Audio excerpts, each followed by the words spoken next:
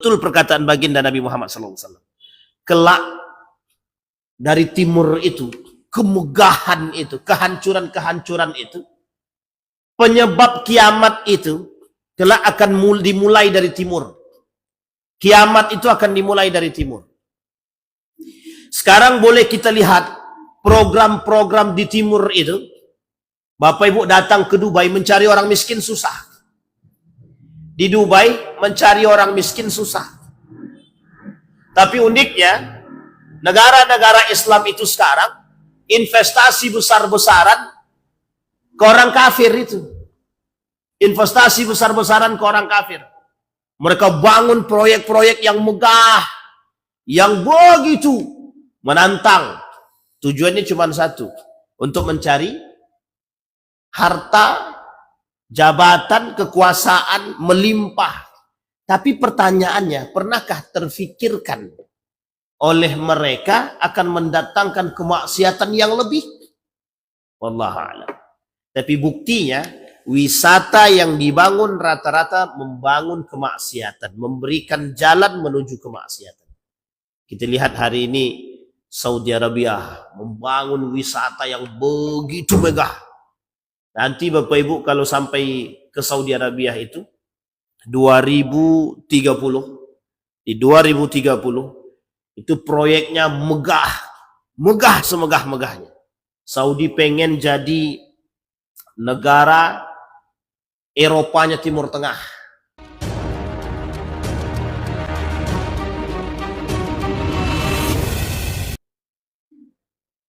Alhamdulillahi Rabbil Alamin. Alhamdulillahilladzi an'ama bi ni'matil iman wal islam bihima tatimmus salihat. Ashhadu an la ilaha illallah wahdahu la syarika lah.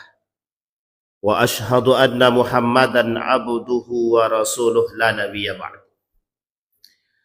Allahumma salli wa sallim wa barik ala hadzal nabiyil karim. Allahumma salli ala Muhammad wa ala ali Muhammad fil alamin innaka Hamidum Majid. Ya ayuhan nasu taqu rabbakum alladhi khalaqakum min nafsin wahidah wa khalaqa minha zawjaha wa batha minhuma rijalan katsiran wa nisaa wattaqullaha alladhi tasaaluna bihi wal arham innallaha kana 'alaikum raqibah. Wa qala Allah ta'ala Ya ayyuhalladzina amanu taqullaha wa qulu qawlan sadida yuslih lakum a'malakum wa yaghfir lakum dhunubakum wa man yuti'illaha wa rasulahu faqad faza fawzan 'azima.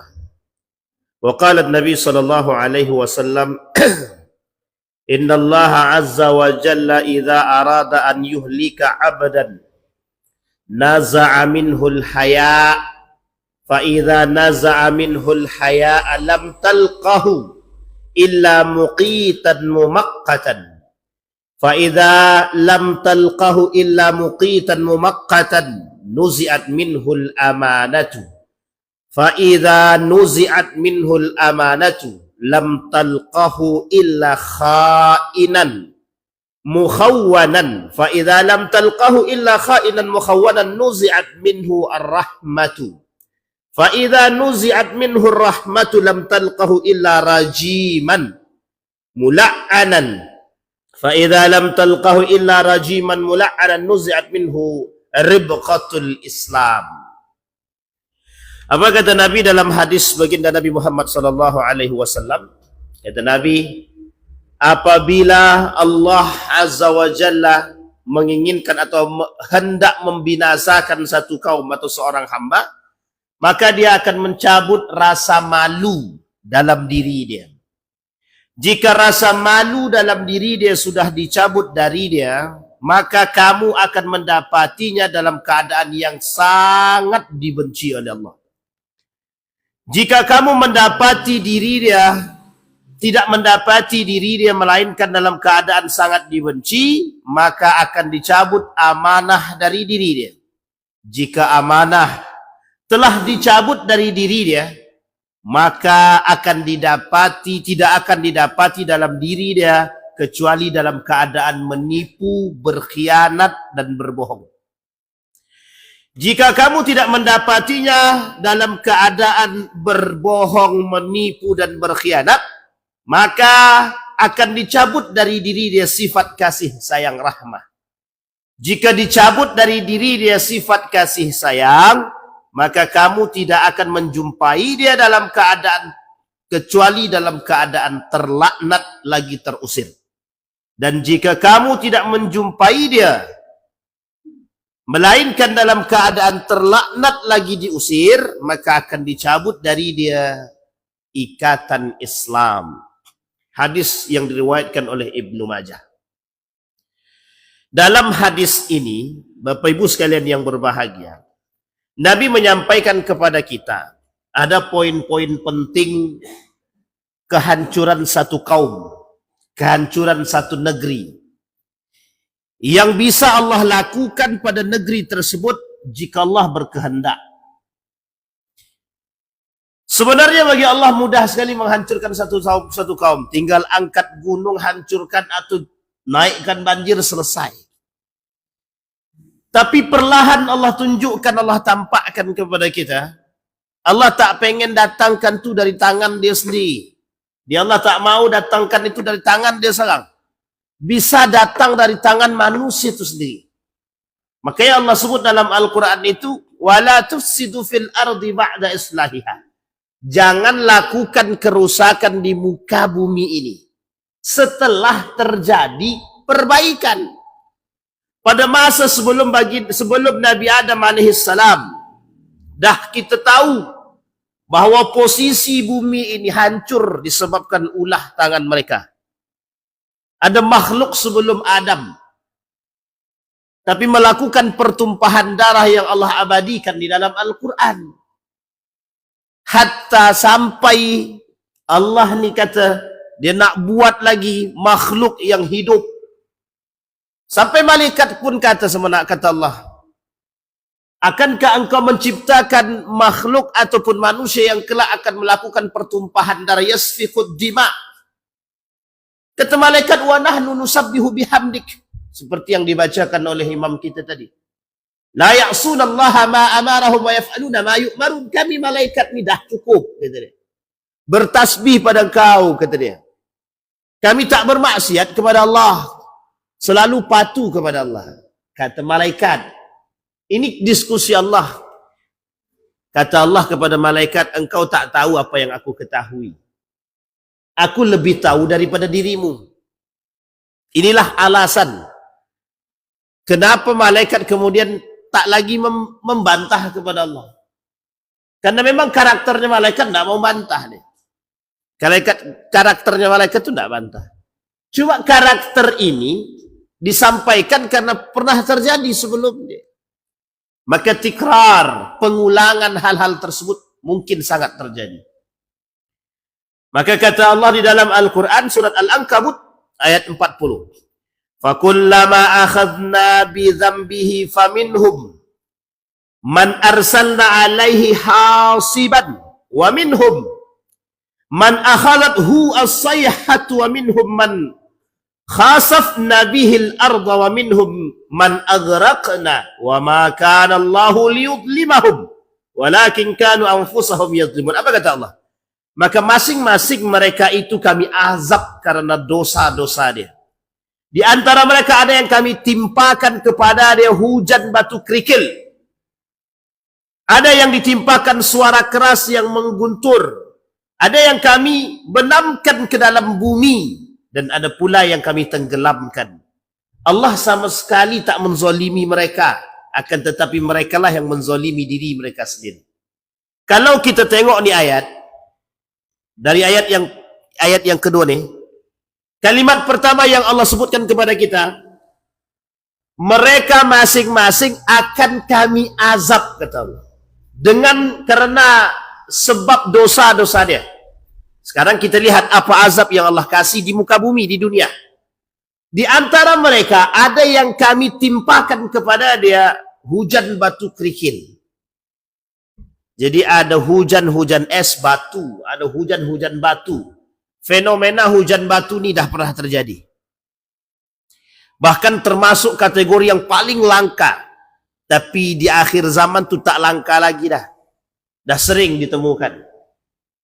Bahkan pada masa Habasyah yang ingin menghancurkan Ka'bah, bahkan batu kecil itu bentuknya api yang dibawa oleh burung yang kemudian ditimpakan dalam bentuk azab di dunia.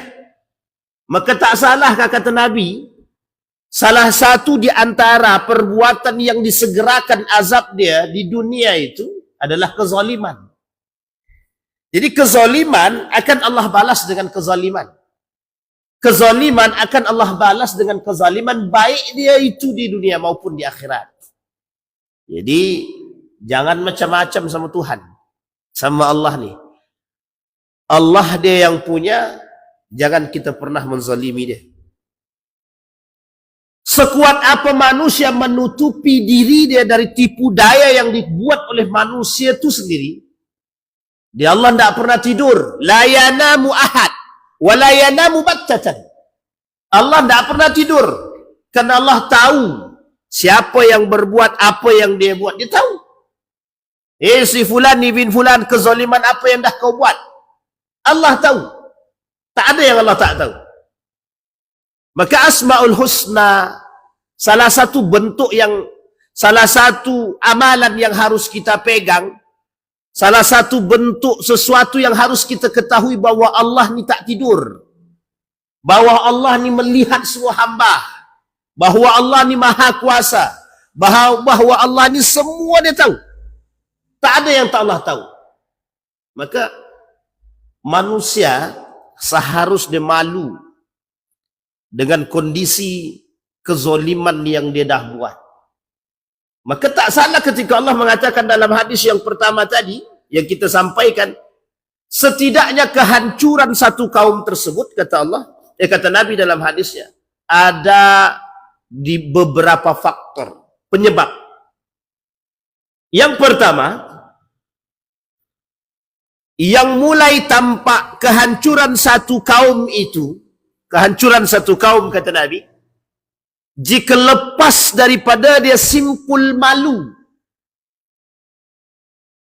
Orang dah tak punya malu, dia bebas dia nak melakukan zalim, maksiat, apapun dia buat.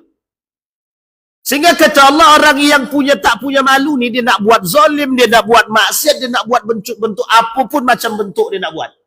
Yang penting satu saja, kerusakan, kehancuran, bukan islah.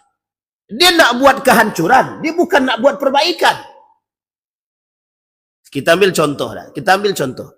Adakah mereka yang melakukan kemaksiatan kepada Allah melalui mencuri haknya orang lain, mengkapling tanah orang lain, mengambil haknya orang lain, punya rasa malukah dia? Punya rasa malukah? Tak punya rasa malu. Apa sebab? Karena rakus dia, keserakahan dia lebih tinggi daripada malu tu dia sendiri. Kita lihat hadis baginda Nabi Muhammad SAW. Apa kata Nabi? Satakunu atharatun wa umurun tunqirunaha. Qalu ya Rasulullah, fama ta'muruna? Qala tu'adduna al-haqqa alladhi alaikum wa tas'aluna Allah alladhi lakum. Pada suatu saat nanti kalian akan menemukan sikap individualisme dan hal-hal yang kalian tidak senangi. Para sahabat bertanya, apa yang saat itu datang kepada kami dan apa yang Anda perintahkan? Beliau menjawab, tunaikanlah hak orang lain, sedangkan untuk diri kalian mintalah kepada Allah. Tu Nabi dah kata, kelak di hari kiamat tu banyak orang yang ngambil hak orang lain. Banyak orang yang ngambil hak orang lain. Tanpa dia punya rasa malu bahawa dia punya orang. Tak dapat tahu. Yang penting aku senang. Yang penting kami dah cukup. Yang penting kami okey. Yang penting kami dah puas. Betul kata ibu tu. Yang penting kami puas. Masalah kalian, masalah dia, masalah si fulan, ni bin fulan, si anu, si anu. Tak, kami tak fikir lah. Kami tak ambil pusing lah. Tak ambil pusing tak. Kenapa tak ambil pusing? Karena dia cukup untuk diri dia sendiri. Padahal kata Nabi, untuk diri kalian minta pada Allah. Tunaikan haknya orang lain. Jangan hak orang lain yang kalian ambil. Nah, ini poin penting bagi kita. Karena kata Nabi, di hari kiamat itu, di akhir zaman itu, kata Nabi, di tengah umat manusia itu pengkhianat. Di tengah umat manusia itu pendusta, penipu, semua. Di akhir zaman. Apa yang tak kita tengok sekarang? Apa perkataan Nabi yang tak terbukti hari ini? Tak ada. Semua terbukti. Inilah nubuat Nabi. Maka kata Nabi, salah satu penyebab kehancuran satu kaum tadi, kata Nabi, hilangnya rasa malu daripada diri dia, manusia itu sendiri. Sekarang ibu tengok, bapak ibu tengok. Dalam revolusi Arab itu, terjadi berbagai macam bentuk pengkhianatan. Pengkhianatan. Turki Utsmani, kerajaan Islam Turki Utsmani, itu dikhianati oleh umat muslim. Makanya kenapa Turki Utsmani itu hancur, itu penyebab hancurnya bukan faktor eksternal saja. Faktor dalam umat muslim itu yang memang dah rakus kekuasaan.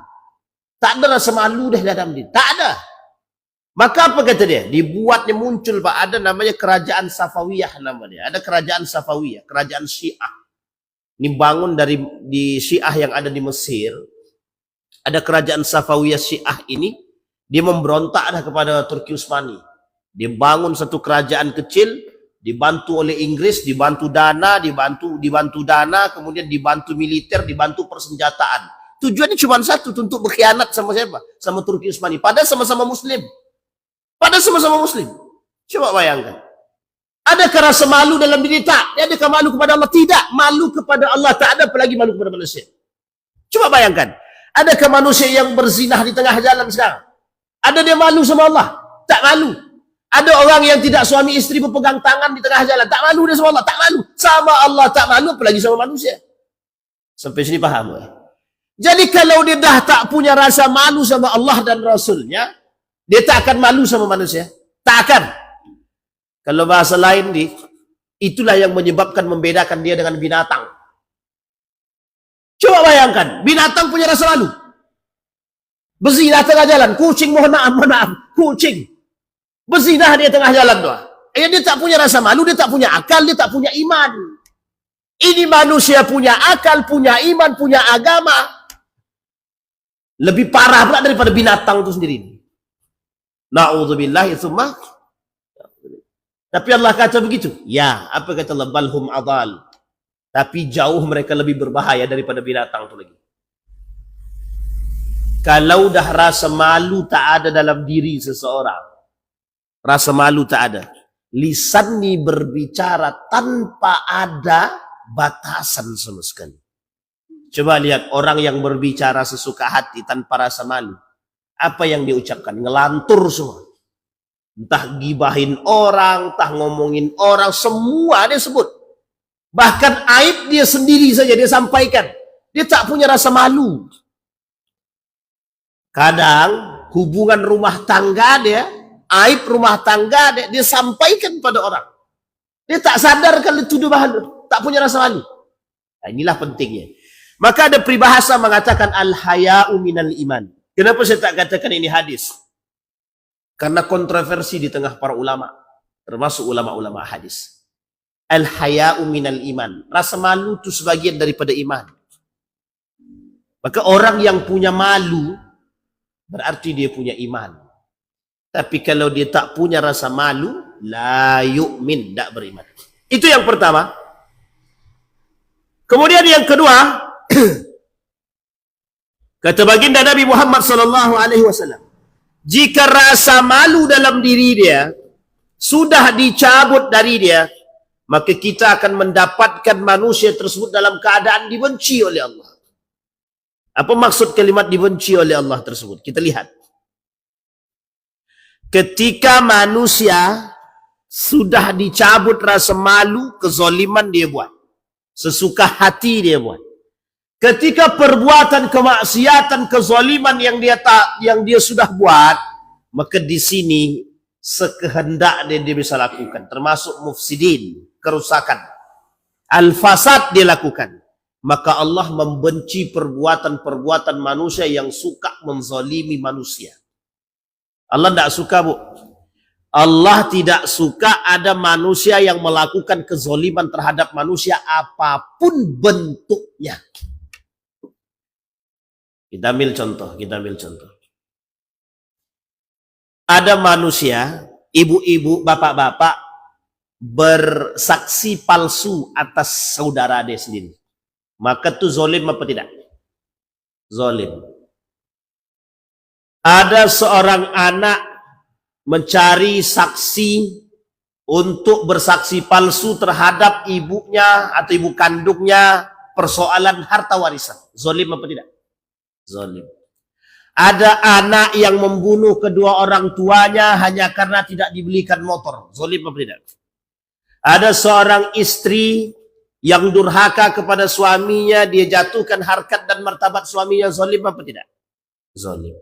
Sekarang ini apa perbuatan yang tak zalim, yang tak nampak di mata kita sekarang? Tak ada. Uniknya, imam masjid aja yang tak punya masalah, dimasalah-masalahkan. Coba bayangkan tuh. Tak usahlah kau salat di Masjid Jamatul Zaidin itu imamnya Tuhan tak apa-apa. Zalim apa tidak? Zalim.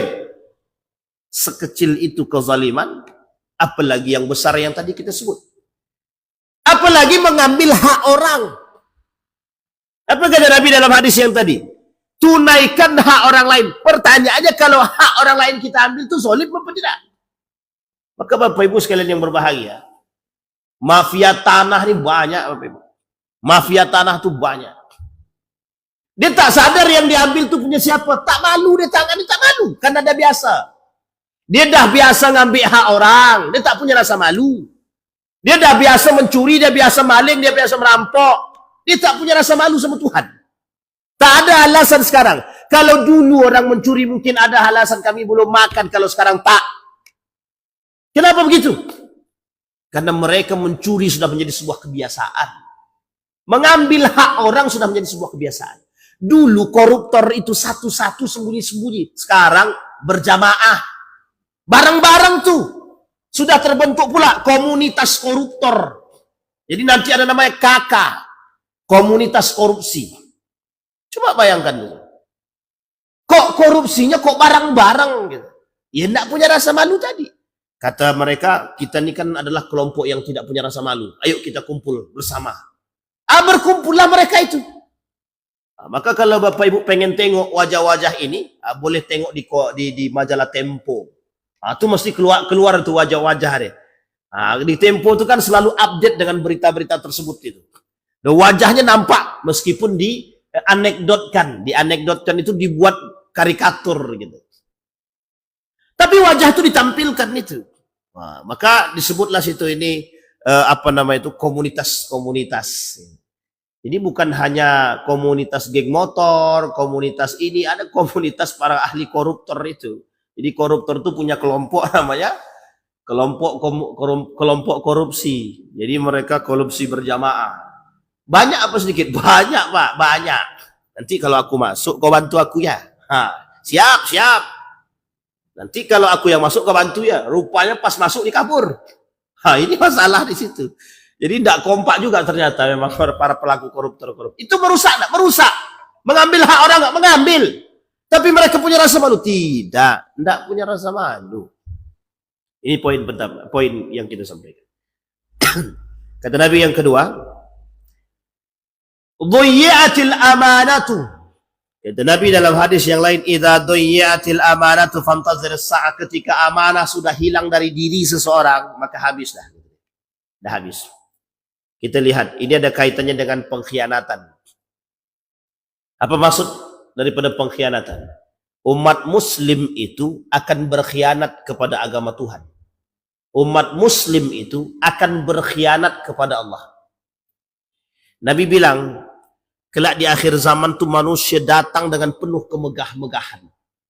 Nabi bilang katanya, manusia di akhir zaman akan datang dengan kemegah-megahan. Dia bangun rumah megah, isi cuman dia sama bini dia. Tingkat 2 kosong, isinya siapa? Setan. Rumah mobil 3, yang dipakai motor. Tiga-tiganya siapa yang isi? Iblis. Banyak yang begitu, banyak Pak. Tak ada yang isi, tak ada yang tahu siapa. Mereka lomba-lomba, aku kalau tak kaya tidak terhormat Pak Ustaz. Oh ya, kayalah. Sehingga mereka kaya-kayakan diri Pak. Besoknya tanahnya diambil orang. Tidak tahu dia Pak. Pas mau ngurus anaknya, udah ndak hak milik bapakmu kata dia. Nah, ini saking banyaknya itu. Maka ada dulu istilah namanya tuan takur. Juragan tanah itu bahasa kita, tuan takur. Ini film India. Itu menjadi bahasa kiasan itu. Tanyalah sama atuk kita yang tua-tua itu. Mesti bahasa itu sangat tenar waktu itu. Karena nonton film India. Ada nama tuan takur. Sekarang terbawa bahasa itu. Sampai-sampai tuan takur itu sendiri tak tahu saking banyak tanah di mana-mana. Tanah tak nampak, tak tahu. Saking banyak ada tanah itu. Tapi yang poin yang ingin kita angkat tidak itu. Berapa banyak manusia hari ini personal secara individualisme. Secara individu seperti yang dikatakan oleh Nabi. Mereka berusaha membangun rumah yang megah. Tapi tak ada isi. Dia tak berusaha membangun iman dalam rumah. Tapi dia berusaha membangun kecantikan keindahan rumah. Justru rumah yang indah tidak dihiasi dengan iman. Itu baru dalam satu konteks. Sekarang coba perhatikan. Betul perkataan baginda Nabi Muhammad SAW. Kelak dari timur itu, kemegahan itu, kehancuran-kehancuran itu, penyebab kiamat itu, kelak akan dimulai dari timur. Kiamat itu akan dimulai dari timur. Sekarang boleh kita lihat program-program di timur itu. Bapak Ibu datang ke Dubai mencari orang miskin susah. Di Dubai mencari orang miskin susah. Tapi uniknya, negara-negara Islam itu sekarang investasi besar-besaran ke orang kafir itu. Investasi besar-besaran ke orang kafir. Mereka bangun proyek-proyek yang megah, yang begitu menantang. Tujuannya cuma satu, untuk mencari harta, jabatan, kekuasaan melimpah. Tapi pertanyaannya, pernahkah terfikirkan oleh mereka akan mendatangkan kemaksiatan yang lebih? Wallahu a'lam. Tapi buktinya, wisata yang dibangun rata-rata membangun kemaksiatan, memberikan jalan menuju kemaksiatan. Kita lihat hari ini Saudi Arabia membangun wisata yang begitu megah. Nanti Bapak Ibu kalau sampai ke Saudi Arabia itu 2030, di 2030 itu proyeknya megah, megah semegah-megahnya. Saudi pengen jadi negara Eropanya Timur Tengah. Jadi Saudi pengen di Timur Tengah itu, termasuk negara Saudi ini menjadi negara Eropanya. Model-model Eropa, baik dari sisi bangunannya dan baik dari sisi pergaulannya. Padahal di situ ada 2 tanah suci. Maka tak salah kelak 2 tanah suci ini itu akan dikelilingi kemaksiatan-kemaksiatan.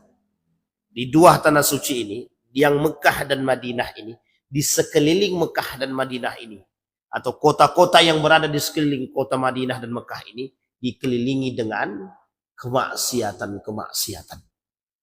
Jadi bahasanya kalau kita ilustrasikan, di tengah ini ada yang sedang ibadah, di kelilingnya ada yang bermaksiat.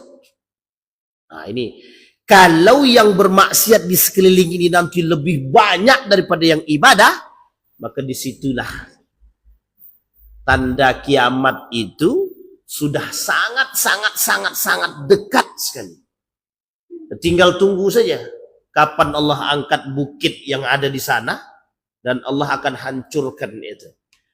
Kalimatnya, kata Allah tadi, kami tenggelamkan, kami hancurkan, pokoknya habis. Apa yang Allah lakukan untuk mereka dalam hadis tadi? Apa kata Allah?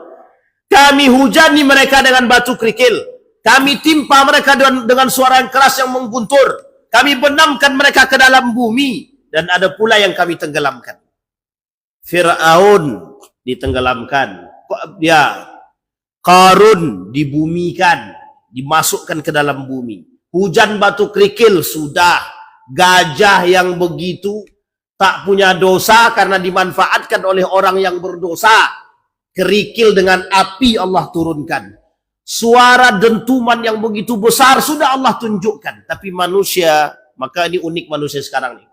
Saking tingginya ilmu. Ketika terjadi gempa bumi, itu adalah pergeseran lempeng bumi. Gitu.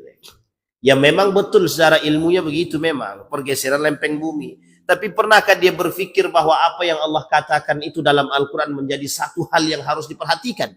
Dia tak pikir. Kenapa dia tak pikir? Karena dia tahu ilmu yang dia miliki sudah cukup mampu untuk menganalisa. Seolah-olah campur tangan Tuhan terhadap persoalan itu tidak ada.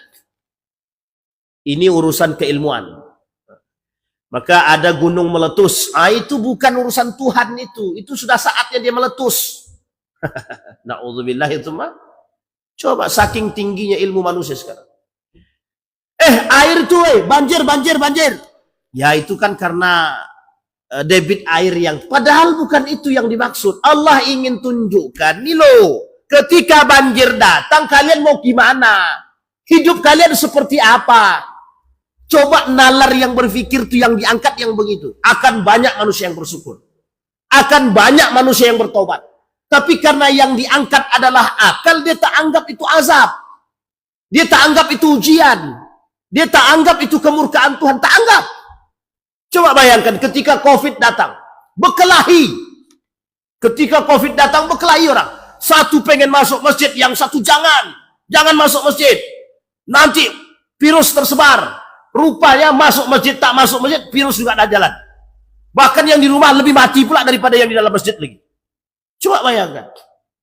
Akal terlalu tinggi diangkat. Nggak usah kalian bersentuhan. Kalian ini virus COVID, nggak usah bersentuhan. Tapi begini, ya sama saja Pak, sentuh juga ini. Meskipun musalam begini, ini bersentuh apa tidak? Apa bedanya dengan begini? Emang virus itu tidak telapak tangan? Sampai di sini paham Pak? Kadang-kadang menganggap ilmu itu lebih tinggi, ternyata tak masuk di akal juga. Sangat tak masuk di akal kadang-kadang. Tapi kita paksakan akal untuk menerima. Sementara azab Allah yang jelas-jelas Allah tuliskan dalam Al-Quran, umat mukmin muslim tak percaya. Nah, itu kondisi kita sekarang. Bisa dilihat ya Bapak Ibu ya, bisa dipaham. Berapa banyak masjid yang ketika COVID datang yang tak buka. Hampir semua masjid. Meskipun ada satu dua. Tapi hampir mayoritas tak ada yang berani. Kenapa tak berani? Kami tak mau ambil resiko. Tapi pasar dibuka. Masjid tutup, pasar buka. Salut juga Pak. Sampai di sini paham ya Ibu ya, Bapak Ibu ya. Maksud yang saya ingin angkat adalah nalar berpikir yang logis itu yang seperti apa. Satu, yang kedua, ketinggian ilmu merendahkan Allah. Orang yang tinggi dengan proses ilmiah, tapi merendahkan Allah. Harus pakai masker. Pakai masker sudah. COVID juga kena. Apa masalah lagi? Iya kan? Itu gara-gara daya tahan tubuh tak kuat. Itu bukan daya tahan tubuh tak kuat. Kita kurang bersyukur, kita kurang beriman. Kurang banget kita beriman deh. Nalar berpikir logika boleh kita tempuh, tapi iman tetap di atas. Ini yang menjadi masalah. Coba bayangkan jika kita mengangkat itu, kita tak angkat itu. Kita tak jadikan itu tolak ukur. Yang kita jadikan hari ini tolak ukur adalah ilmu. Seolah-olah ilmu ini mengalahkan Tuhan. Pokoknya ketika COVID itu kita lihat tuh manusia itu. Mencari obat apapun bentuk obatnya. Apapun tuh kalau si Anu bilang, siapapun yang bilang, obat itu mujarab, aku makan itu sembuh. Langsung dicari itu. Bayangkan Pak, masker itu, wah pokoknya saya tertawa tuh Pak. Masa COVID itu saya betul-betul tertawa itu.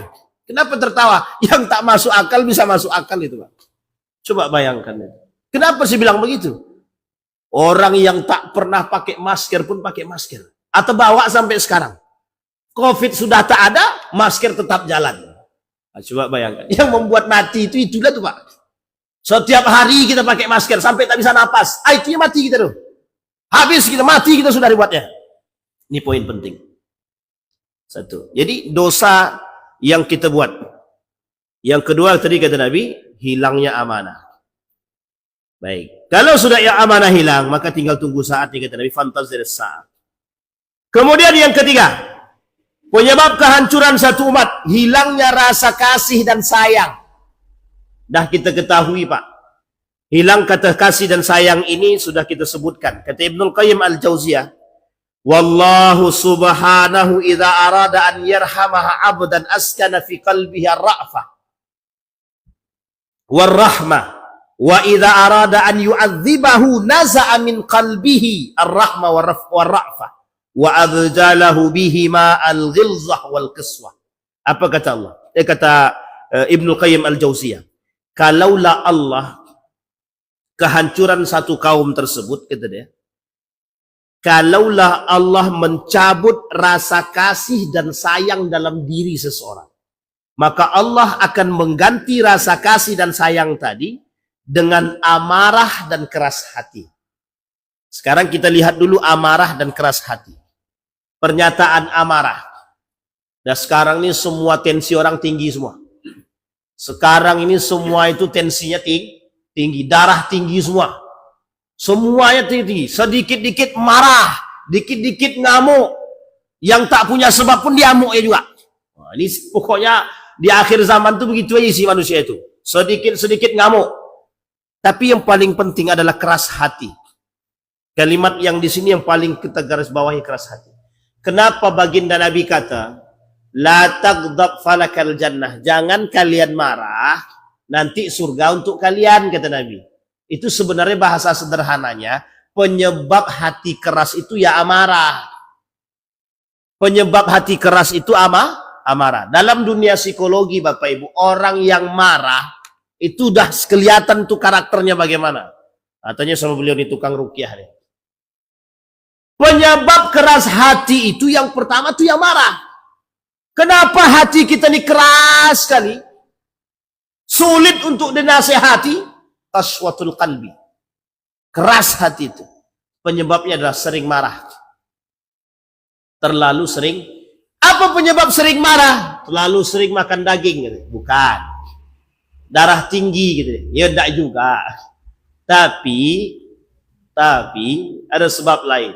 Ada. Kenapa seseorang itu suka marah? Karena tak punya rasa kasih dan sayang dalam dirinya.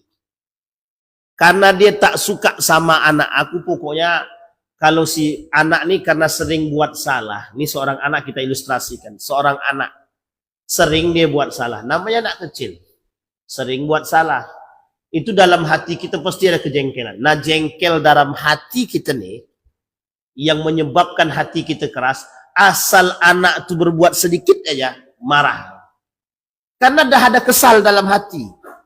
Sama Pak, kita kalau dah kesal sama orang, satu orang saja kita kesal kita sama orang nih, asal apapun yang dia buat orang ini, mau baik ataupun salah, mesti salah di mata kita. Kenapa? Dah terlanjur keras hati kita Pak dengan orang itu. Padahal Nabi tak begitu, tak. Nabi tak melakukan itu, tidak. Nabi profesional. Ada orang yang sangat Rasul benci. Tapi Nabi pada satu sisi rahmat kepada dia.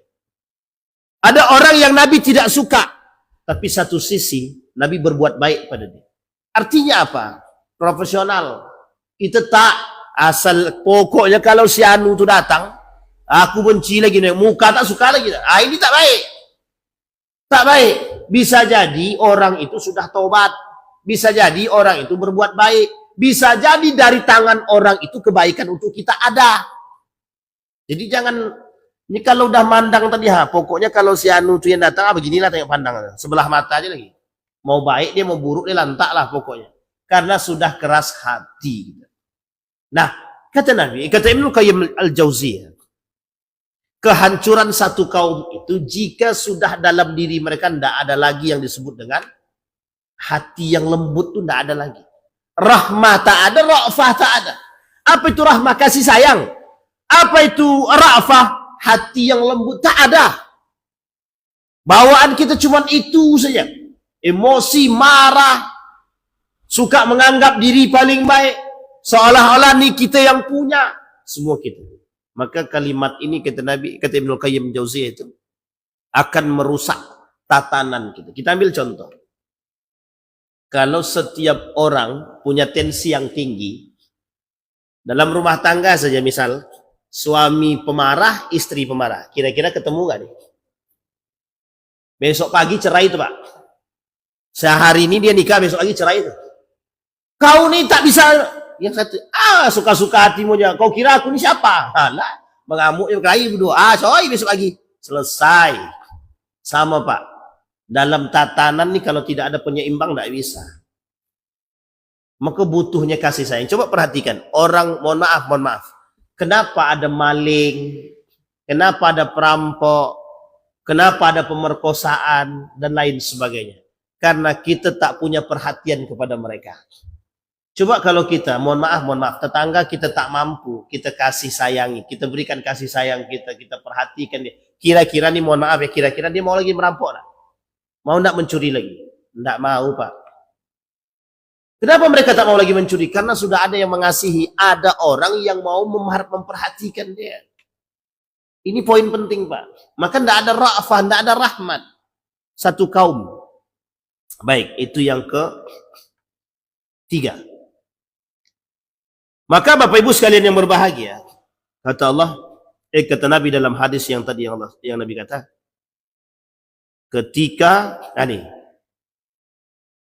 maka ketika ra'fah itu tak ada lagi, rajiman mula'anan, maka mereka akan dicabut dari dia rahmat, kita akan mendapatkan mereka dalam keadaan terlaknat lagi pada terusir. Jadi satu kampung, satu negeri yang tidak ada lagi rasa kasih dan sayang dia, itu Allah akan bumi hanguskan. Kita ambil contoh kasus. Kasus Nabi Lut. Kaum Nabi Lut. Kasus kaum Ad.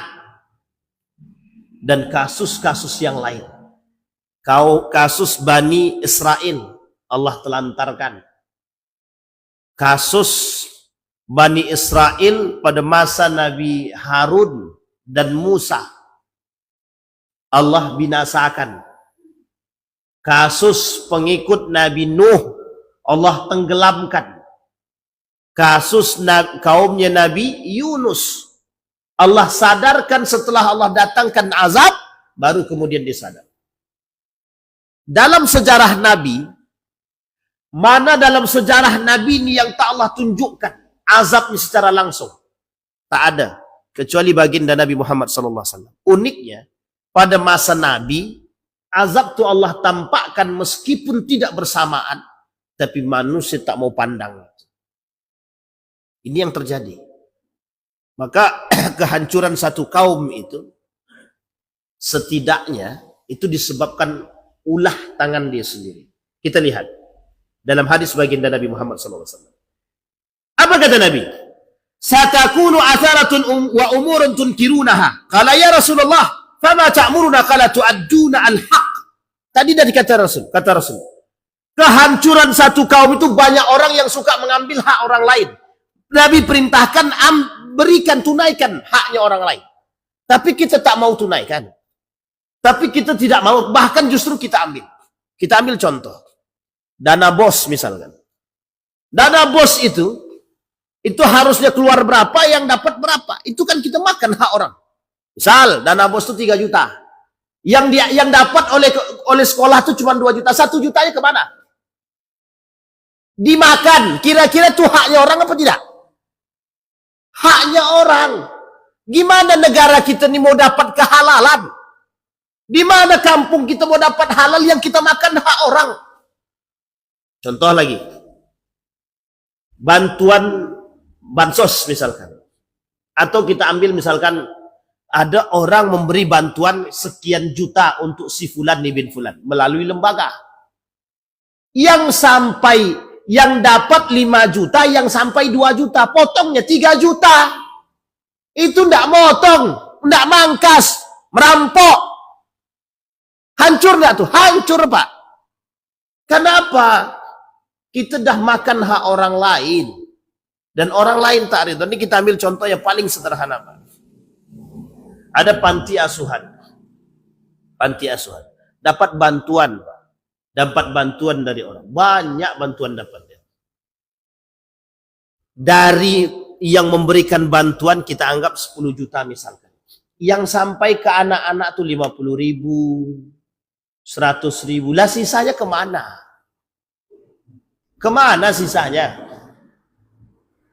Ada orang yang memanfaatkan anak-anak untuk mengemis. Dimanfaatkan, mohon maaf Pak, ini kejadian nyata soalnya. Itu pengemis-pengemis itu, yang mengemis-mengemis itu Pak, itu ada yang mengkoordinir. Yang mengemis tidak lebih kaya daripada yang mengkoordinir. Ternyata yang mengkoordinir lebih kaya daripada yang mengemis. Yang mengkoordinir rumahnya 3, mobilnya 3, yang mengemis buat rumah pun tak dapat. Padahal dana yang diambil oleh tukang koordinir itu dari para pengemis itu. Nah, coba bayangkan. Ini kezoliman apa lagi yang hendak kita tampakkan di muka bumi ini? Apa kata Nabi dalam riwayat yang lain? Sami'tu Rasulullah sallallahu alaihi wasallam wa rajulun sa'ala faqala ya Nabi Allah ara'aita in qamat alaina umara'u yas'aluna haqqahum wa yamna'una haqqana. Faqala Rasulullah sallallahu alaihi wasallam isma'u wa ati'u fa inna ma 'alaihim ma hummilu wa 'alaikum ma hummiltum. Apa kata Nabi? Aku mendengar Rasulullah menjawab seseorang laki-laki yang bertanya, wahai Rasulullah, bagaimanakah menurut Anda jika yang berkuasa atas kami adalah para pemimpin yang hanya meminta hak mereka untuk selalu kami penuhi, sedangkan mereka tak memenuhi hak kami. Wajib pajak, wajib kita bayar pajak. Tapi tugasnya mereka kepada kita lupa. Mungkin bukan lupa. Duit itu tak ada. Dan potong atas gimana mau bayar lagi? Nah, itu yang terjadi.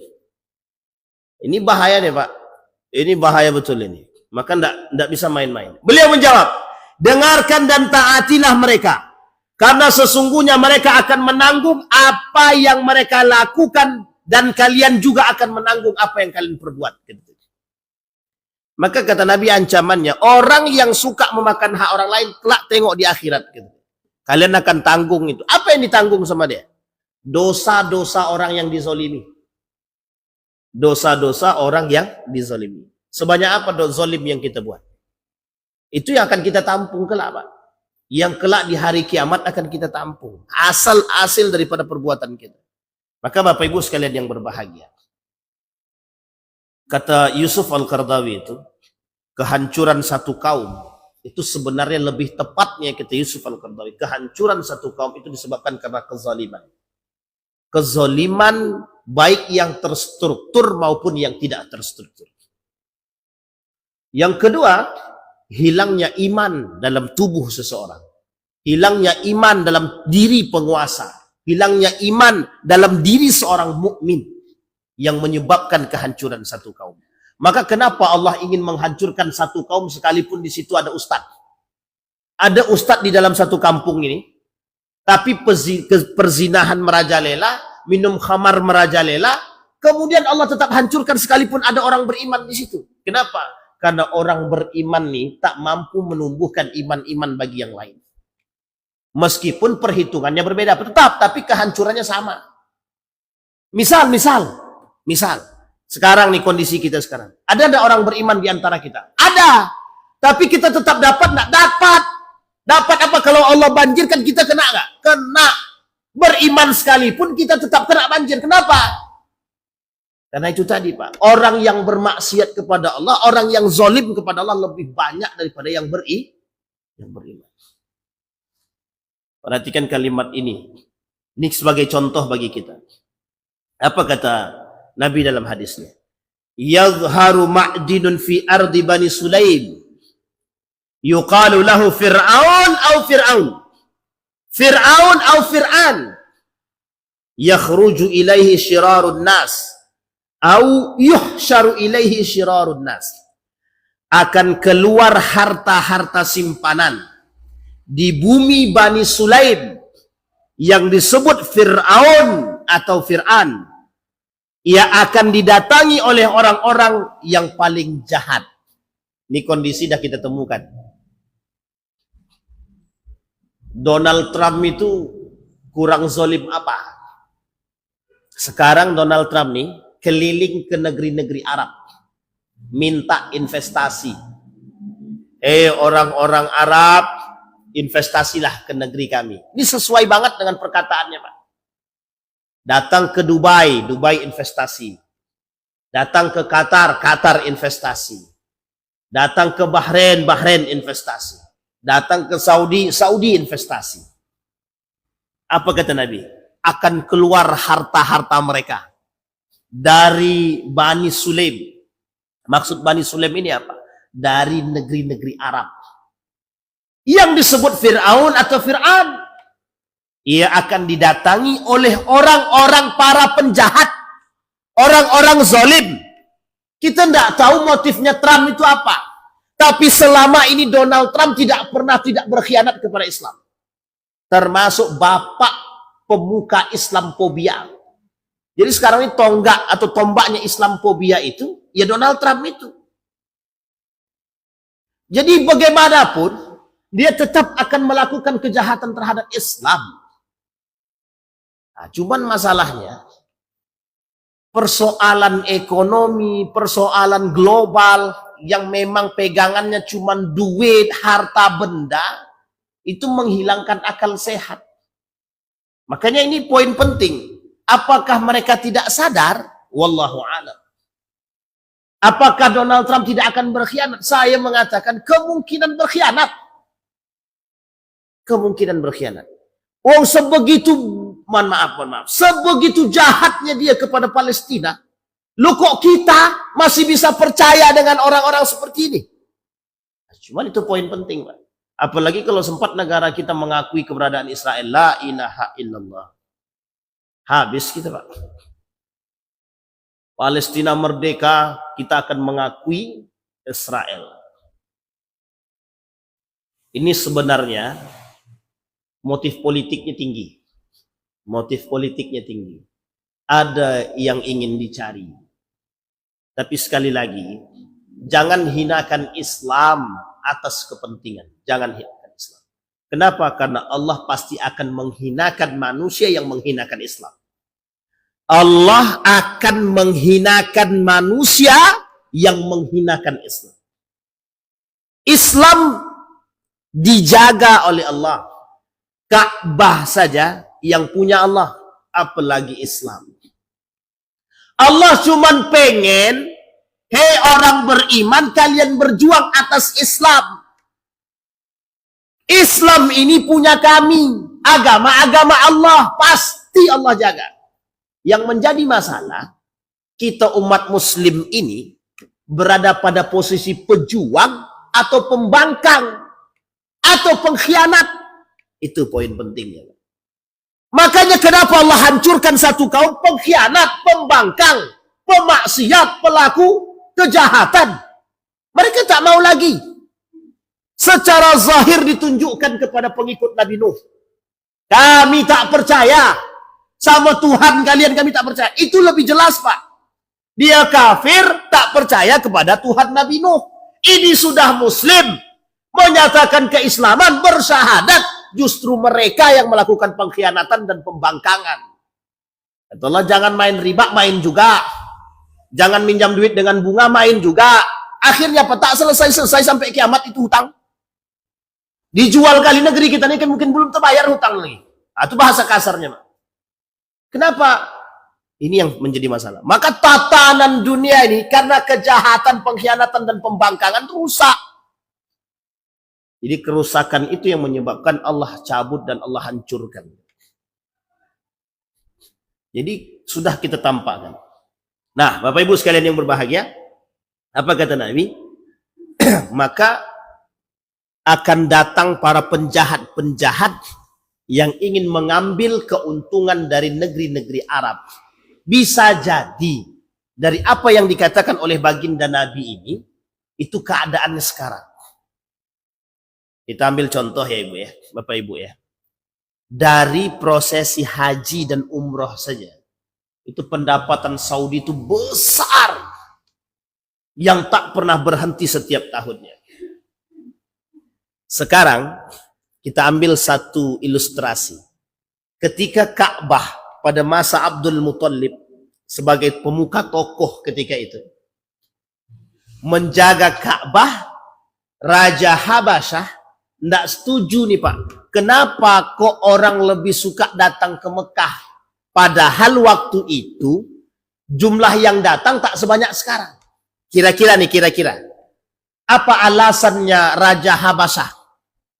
Alasannya satu. Kenapa pendapatannya orang-orang negeri Mekah lebih banyak daripada pendapatan kerajaan Habasyah? Padahal kerajaan Habasyah ini sistemnya raja. Dibangunlah yang seperti Ka'bah agar orang datang dengan daya tarik yang tinggi. Ternyata tidak. Sampai di sini paham? Bisa dipahami Bapak Ibu ya. Motif ekonominya sudah jelas. Kenapa orang tak mau datang ke Habasyah? Kenapa orang kok datangnya ke Mekah? Ke Ka'bah itu apa sih sebenarnya Ka'bah itu? Inilah yang mau dia hancurkan. Kalau hancur Ka'bah nih, orang tak datang ke situ. Dia lupa kalau Ka'bah nih dijaga sama Allah. Sekarang perhatikan. Apakah semua mata dunia tidak melihat pendapatan Saudi itu? Tidak usah per tahun Pak.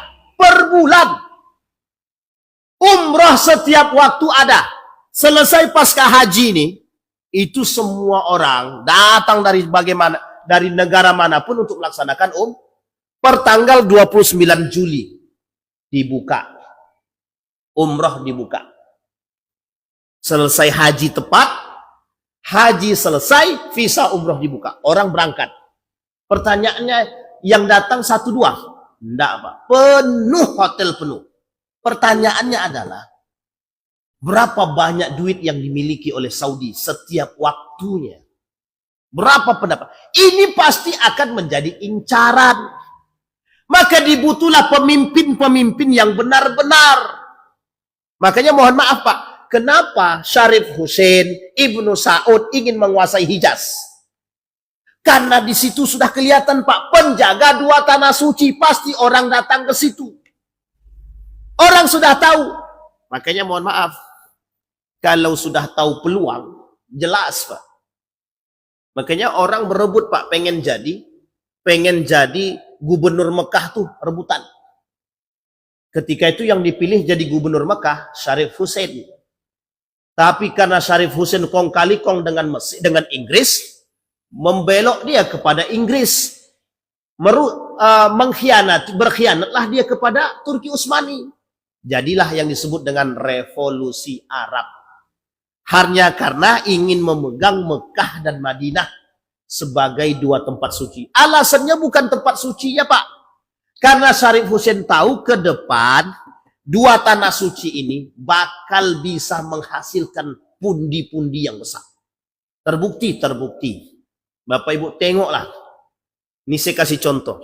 Ketika bulan suci Ramadan, Tower Zamzam, 1 kamar 180 juta per hari.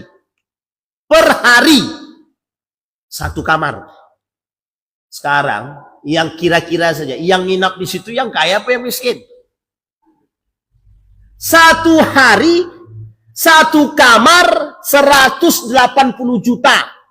Apalagi ketika mendekat Lailatul Qadar. Itu jangankan 180 juta, 300 juta pun penuh. 300 juta 1 kamar penuh. Nah, coba bayangkan. Itu 1 orang 1 kamar, Pak. Nah, coba Bapak Ibu kalikan. Berapa jumlah manusia di muka bumi ini yang berangkat umroh itu di bulan Ramadan. Di bulan Ramadan itu hampir sama padatnya dengan haji. Nah, coba bayangkan. Sekarang logika kita berpikir, Banyak apa tidak duit mereka? Pasti banyak. Artinya Bapak Ibu sekalian yang berbahagia, jelas Pak, ini akan menjadi sorotan dunia. Oh ternyata negara-negara Arab ini kaya-kaya. Satu Pak, yang diinginkan untuk melepas daripada pertikaian negara Arab yang berpegangan dengan minyak itu, dibutuhkanlah satu kesan. Dibutuhkanlah yang namanya pariwisata.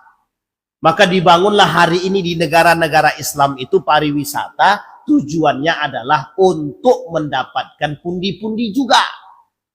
Qatar, Dubai, Bahrain, Oman, semua membangun Pak. Maka Bapak Ibu sekalian yang berbahagia, negara-negara Arab itu di akhir zaman kata Nabi akan dikelilingi para penjahat. Kenapa akan dikelilingi para penjahat? Maka para penjahat ini akan berusaha mengambil pundi-pundi itu dari negara-negara Arab ini. Kita lihat, sadar atau tidak sadarnya, itu tergantung kepada mereka. Maka Bapak Ibu, dalam riwayat yang lain, baginda Nabi Muhammad SAW pernah berkata, kelak akan muncul bangunan-bangunan lebih tinggi daripada menara masjid. Bapak Ibu mau lihat kalau di negara kita ini udah banyak kita lihat. Masjid mana yang paling tinggi sekarang menaranya? Anggaplah Masjid An-Nur. Anggaplah. Ada enggak bangunan yang lebih tinggi daripada Masjid An-Nur sekarang? Tower mana? Bang Riau. Apartemen apa? Belakang Bang Riau itu apartemennya tinggi sekali. Lebih tinggi daripada, berarti perkataan Nabi terbukti. Kalau secara kilas balik kita lihat daripada hadis Nabi, sudah terbukti. Burj Khalifah, kurang tinggi apa? Kelak di Saudi Arabia akan dibangun gedung yang jauh lebih megah daripada Burj Khalifah. Apa yang tak ada sekarang? Semua ada. Apa yang ada di Eropa, maka kelak akan ada di negara-negara Arab. Disinilah poin penting yang harus kita pahami. Kata Nabi, kelak hari kiamat itu akan dimulai dari arah timur. Kelak kiamat itu akan dimulai dari arah timur. Sekarang semua tanda-tanda itu sedikit demi sedikit Allah tampakkan. Sungai Efrat sudah mengering, sudah sangat mengering. Tinggal tunggu kering habis saja. Habis kering selesai. Sekarang apa yang tak nampak? Apa yang tak kelihatan? Semua kelihatan. Tanah Hijaz menghijau. Meskipun perbedaan para ulama, perbedaan pendapat di kalangan para ulama dan ilmuwan. Tapi nyata dan buktinya, salah satu tempat di negara Arab, khususnya Saudi Arabia, ada yang tempatnya lebih dingin daripada Bogor. Lebih hijau daripada kita. Ada. Sudah Allah buktikan, sudah nampak. Sudah banyak yang sekarang menghijau di sana. Pertanyaannya apakah itu bagian daripada tanda hari kiamat? Bisa jadi. Itu adalah bagian daripada tanda. Kenapa? Kalau tidak mungkin Allah Nabi sampaikan dalam hadis. Buat apa Nabi berbohong? Buat apa Nabi berdusta? Tidak ada. Tapi itu yang ditampakkan. Artinya Bapak Ibu sekalian yang berbahagia. Banyak hal dari sekian banyak persoalan-persoalan yang disampaikan oleh baginda Nabi Muhammad SAW menunjukkan akan semakin dekatnya hari kiamat. Apa yang harus kita lakukan? Merujuk kepada poin tadi, negara ini, dunia ini pasti akan Allah hancurkan. Pasti. Itu dah pasti. Melalui apa? Kiamat. Gedung berterbangan, batu-batu berterbangan, semua Pak berterbangan. Lampu tak berfungsi, internet tak berfungsi, iman tak berfungsi. Jangankan internet, iman saja tak berfungsi. Kenapa iman tak berfungsi? Karena ketika di akhir zaman mendekat hari kiamat, iman itu tak lagi dibutuhkan. Kenapa tak dibutuhkan? Karena orang sudah kalang kabut dengan dunia mereka masing-masing. Maka banyak pengisi dunia itu di akhir zaman, kalau tidak munafik dia kafir. Orang beriman kemana? Orang beriman berhijrah, orang beriman mencari tempat keamanan, beruzlah menyendiri untuk mencari keselamatan. Dan setelah itu Allah matikan. Setelah Allah matikan, tinggal tunggu Pak. berterbangan. Dan insya Allah kita semua mudah-mudahan tidak termasuk orang-orang yang bertemu dengan hari kiamat. Amin. Kalau sempat ketemu kita, berarti seburuk-buruknya kaum. Tapi insya Allah kalau ditengok dari wajah-wajah Bapak Ibu semua nih, dia senyum-senyum ibu-ibu nih. Jadi tenang Bu, tenang. Mati itu dah pasti. Maka Bapak Ibu, tidak salah, saya tambah sedikit. Sahabat Nabi itu bilang begini sama Nabi, ya Rasulullah, doakan kepada Allah, mintakan kematian untuk kami. Kenapa kok begitu para sahabat minta? Saking tak sanggupnya hidup di akhir zaman. Kita sudah terlanjur hidup di akhir zaman, maka paling tidak kita melihat atau merujuk kepada perbuatan para sahabat Nabi untuk mengokohkan iman-iman kita. Mudah-mudahan kita termasuk orang-orang yang beriman. Amin ya rabbal alamin. Mati itu pasti, kiamat itu pasti. Cuma tidak tahu kapan. Mati tidak tahu kapan, kiamat pun kita belum tahu kapan datang. Kita berdoa kepada Allah, mudah-mudahan kita istiqamah. Mudah-mudahan kita termasuk orang-orang yang berpegang teguh dengan agama. Mudah-mudahan kita termasuk orang-orang yang tetap menjalankan perintah Allah dan menjalankan sunnah-sunnah baginda Nabi Muhammad SAW. Allahumma faqihna fid din wa 'allimna ta'wil. Allahumma ansur man nasara ad-din wa akhdhul man khadhal muslimin. Allahumma ansur man nasara ad-din wa akhdhul man khadhal muslimin. Allahumma ansur ikhwanana al-mujahidin fi Palestin wa fi Gaza wa fi kulli makan. Allahumma tsabbit qulubana bil iman wa tahhir qulubana bih. Allahumma tsabbit qulubana bil iman. Allahumma khtimna bi husnil khatimah wa la takhtimna illa bi husnil khatimah. Allahumma ij'alna minas su'ada'il maqbulin wa la taj'alna minal ashqiya'il mardudin. Allahumma ighfir lahum warhamhum wa'afihim wa'fu anhum wa akrim nuzulahum wa wassi' madkhalahum waj'alil jannata mathwahum. Allahumma a'inna ala dzikrika wa syukrika wa husni ibadatik. Allahumma ighfir lana dhunubana wa dhunuba walidina warhamhuma kama rabbayana shighara. Allahumma ij'alil Qur'anal 'azima rabi'a qulubina wa nura sudurina wa jilaa'a ahzanina wa dhihaba humumina wa ghumumina. Rabbana atina fid dunya hasanah wa fil akhirati hasanah wa qina azabannar. Walhamdulillahirabbil alamin. Assalamualaikum warahmatullahi wabarakatuh.